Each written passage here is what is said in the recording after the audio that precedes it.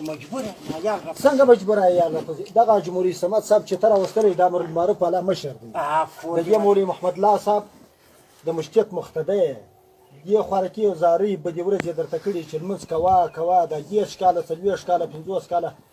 ته په دا مشتق کې ګزاره کوې ولې دا جماعت نه کوې ولې لمونځ نه کوې د خدای دښمني ولې اخر نه ده د خدای دښمني دا نه ده چې ته لمونځ نه کوې نیز نه کوې دا د خدای دښمني نه ده بالا چې